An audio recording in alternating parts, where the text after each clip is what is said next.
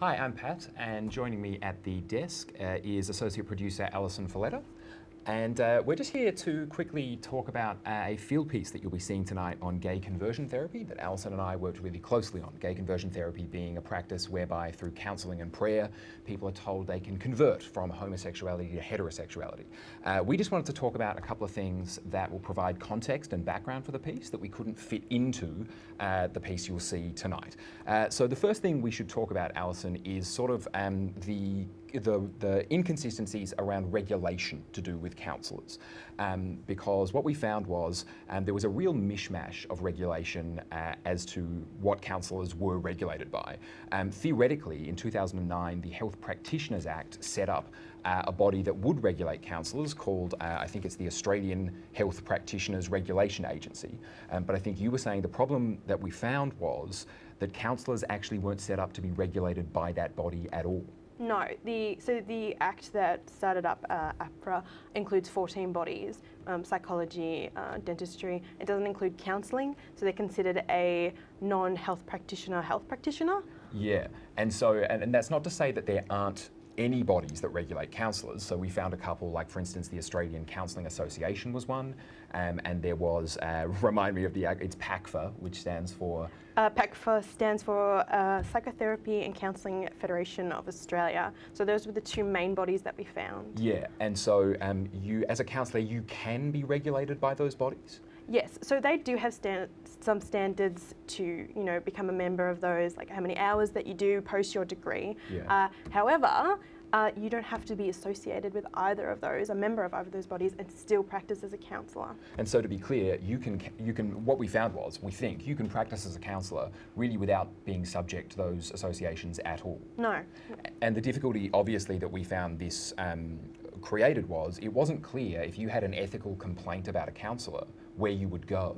No, we were really struggling with finding the whole accountability process. Yeah. When we were looking at what happens when a counsellor is not as, I suppose, ethically apropos as you expect them to. And I suppose the other difficulty, when we talked about that Health Practitioners Act before, the other difficulty we found was it doesn't seem as though there's actually any standard education requirement for counsellors. No. Well, obviously with psychology, everything has to be accredited to APA, which is their association. But with counselling, it's totally up to the individual institution what their curriculum is. Yeah. And so I suppose at the end of that, I suppose Alison and I were just two people working on this. We didn't have an army of people helping us. So we found this all very murky. And the Andrews government here, and you'll see this in the piece tonight, the Andrews government here has taken steps towards establishing a watchdog where you could complain about counsellors.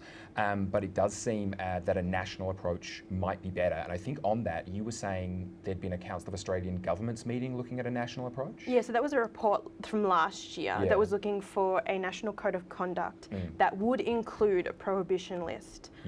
So consumers would have somewhere to complain to or report, counsellors who are working unethically. Yeah, and I suppose that would be, from our perspective, we both feel that would be a step in the right direction, because honestly, it feels like the Wild West a little bit with counsellors at the moment. It feels like anyone can set themselves up. Yeah, we're totally talking about rogues here. I mean, yes, but a lot of counsellors want to legitimise their industry anyway. Absolutely, because legitimate counsellors shouldn't be tarred with the same brush as these illegitimate counsellors. No.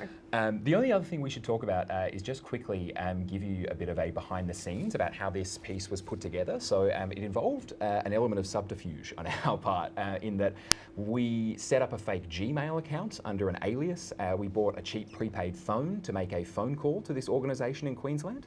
And that phone call was meant to screen people like me out. It failed.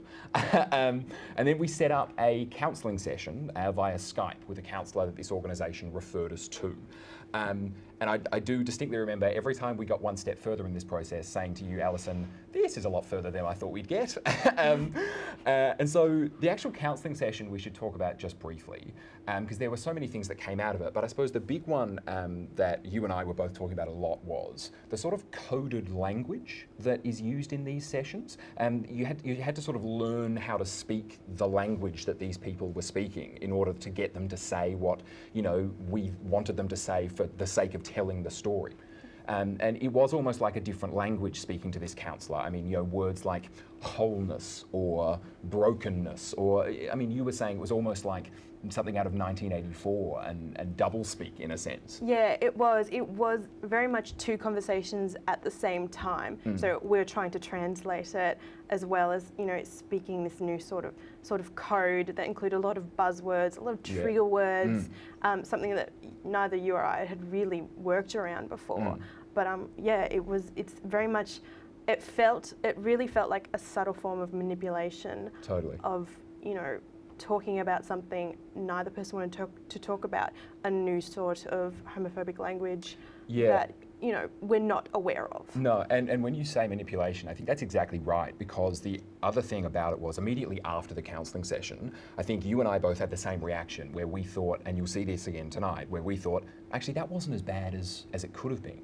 And then it was only a couple of hours later when we went over our notes and realised how bad it actually was. And I feel like that was for me a really scary realisation, because you and I went into that with eyes wide open, deeply sceptical about the whole thing. And I was sort of taken in by this guy at the end of it. And it made me concerned for the people who are actually seeking the help from these sorts of people. Yeah, it's terrifying when we sat down and thought about it, this slow burn of like thinking it wasn't that bad and realising that we, even with our research, we'd spent so many days on this and we hadn't fully comprehended this language, this manipulation, this framework of proper counselling skills around a homophobic agenda. Yeah, and it was all fairly terrifying, and that was just one session, really. So, combined with the fact that there's nowhere really to complain to yet, that did, leave me feeling very uneasy about the whole process. Well, look, we'll probably leave that there.